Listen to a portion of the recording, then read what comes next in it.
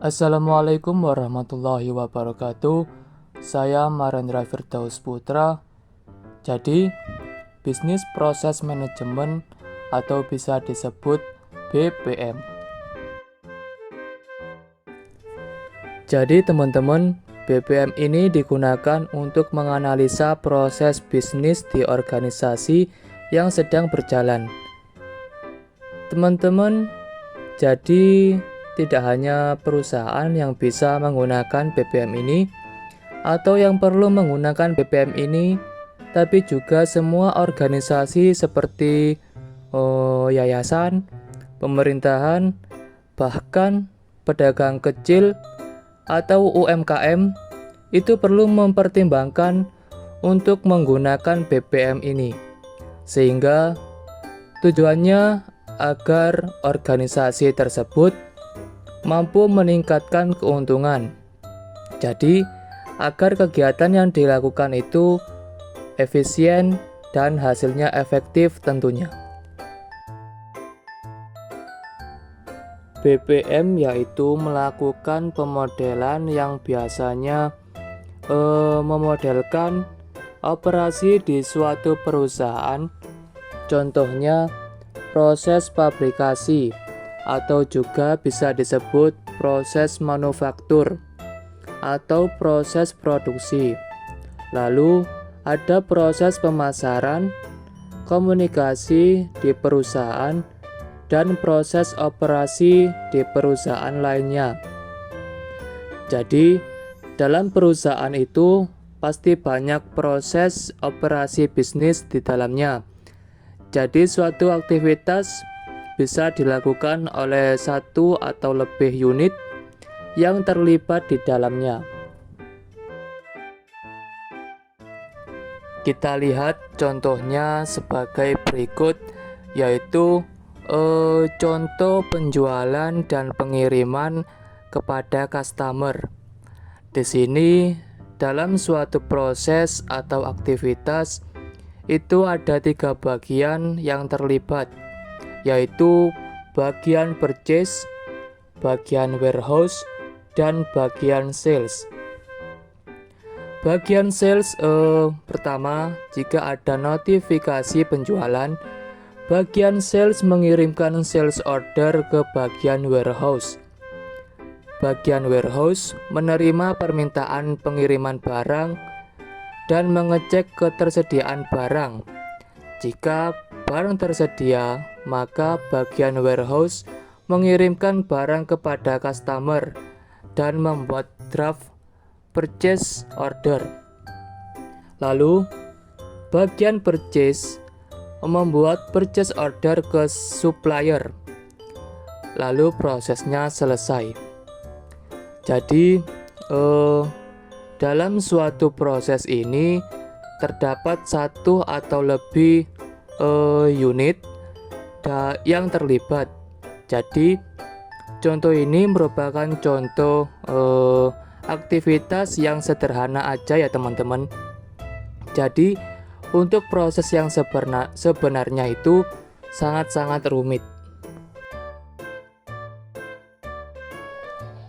Lalu, tujuan dari BPM atau Business Process Management ini tujuan dilakukannya apa?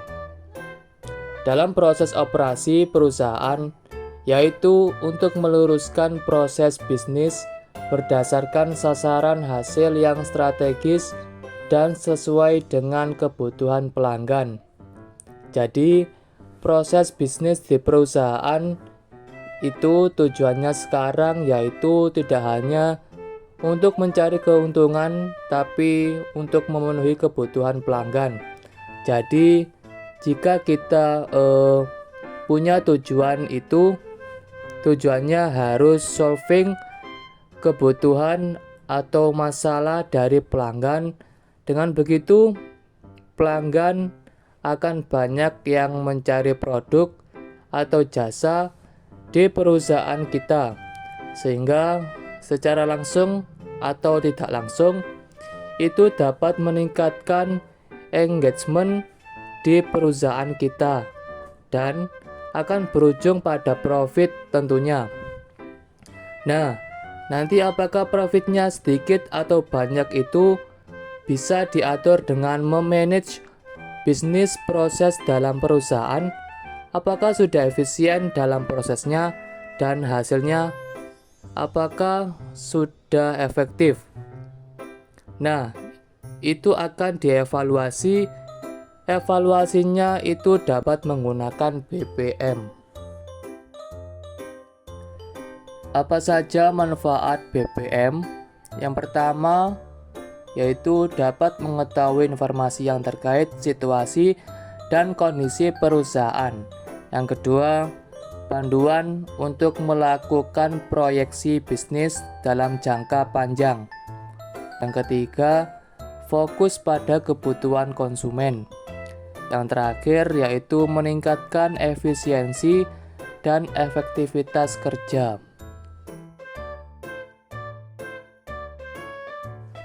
Lalu, fungsi dari BPM sendiri ada dua fungsi, yaitu yang pertama yaitu fungsi eksploitasi. Eksploitasi di sini dalam konteks positif ya teman-teman, yaitu untuk menyelesaikan masalah dalam proses bisnis sehingga mampu menciptakan proses bisnis yang higienis di perusahaan. Jadi, jika ada masalah dalam suatu bisnis, itu dapat cepat dibenahi, cepat diganti dengan proses bisnis yang lain atau untuk membenahi unit yang lain. Lalu eksplorasi yaitu untuk menciptakan sebuah desain proses yang benar-benar menarik bagi pelanggan sehingga mereka menggunakan produk atau jasanya. Terutama adalah kemampuan perusahaan dalam implementasi BPM untuk menciptakan inovasi baru. Jadi, di zaman sekarang kan zaman teknologi. Jadi, perusahaan yang tidak memiliki masalah dalam proses bisnisnya mau tidak mau harus dituntut dengan mengikuti perubahan teknologi. Jadi, semakin perusahaan tenang-tenang dengan proses bisnis yang sudah ada, maka kompetitor pelan-pelan untuk satu langkah demi langkah mengejar dan akan leading dari perusahaan tersebut. Jika perusahaan tidak melakukan evaluasi untuk membenahi proses yang sesuai dengan kebutuhan pelanggan sekarang, maka perusahaan tersebut akan tertinggal dari kompetitor-kompetitor lainnya.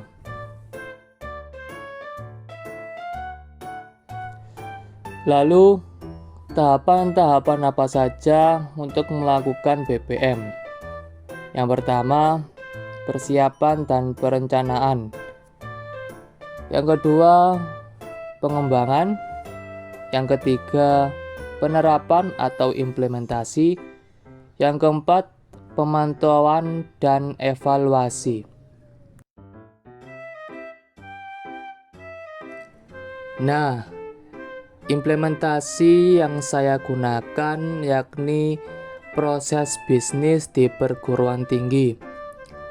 Yang pertama yaitu layanan akademik, yang kedua layanan kemahasiswaan, yang ketiga layanan dan teknologi informasi, yang keempat ada partnership dan marketing, selanjutnya penerimaan mahasiswa baru, lalu program degree dan non-degree, selanjutnya research dan development.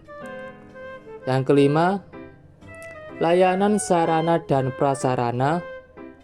Yang keenam, layanan kepegawaian. Yang terakhir yaitu layanan keuangan. Sekian dari presentasi yang saya sampaikan. Jika ada salah kata, mohon maaf yang setulus-tulusnya. Saya akhiri, wassalamualaikum warahmatullahi wabarakatuh.